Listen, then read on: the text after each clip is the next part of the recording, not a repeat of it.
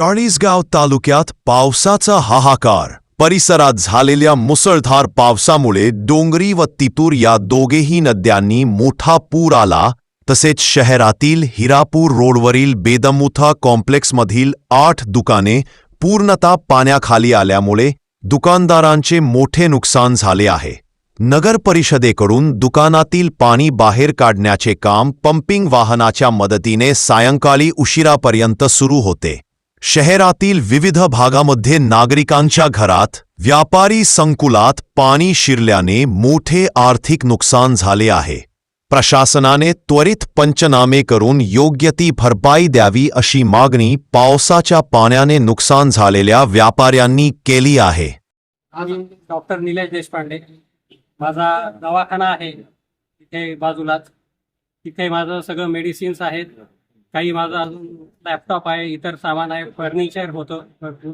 आता बहुतेक ते बघावं लागेल किती झालं. जवळपास ते लाखो रुपयांचं तरी नुकसान असेल. विनंती एवढीच आहे की इथे जे हा जो एवढा चौक आहे तिथे बहुतेक सगळीकडनं इकडच्या भागातनं पण म्हणजे पवारवाडी इकडनं रेल्वे लाईनकडनं सगळीकडचं पाणी इथे सोडलेलं आहे. पण ते पुढे नदीपर्यंत जात नाहीये. सगळं ड्रेनेजचं पाणी इथे आणून सोडलेलं आहे पण इथून पुढे ते जात नाहीये. आणि ते जर जायची व्यवस्था झाली तर मात्र परत असा कधी प्रसंग येणार नाही. म्हणून प्रशासनाने तातडीने याच्यावर लक्ष घालून काहीतरी ते व्यवस्था करावी, एक मोठी मोडी द्यावी आणि तिथून पाणी पास होईल मोठ्या प्रमाणात याची मात्र व्यवस्था करावी. प्रशासनाला एकच विनंती आहे की रात्रीपासून आम्ही आहे रस्त्यावर सगळे म्हणजे पाणी हळूहळू सगळीकडे वाढ होत होते. आता भरपूर ठिकाणी 40 गावात पाणी आलेलं आहे. आता आम्ही इथं बेदमुथा कॉम्प्लेक्स रोड उभो आहे हिरापूर रोडला.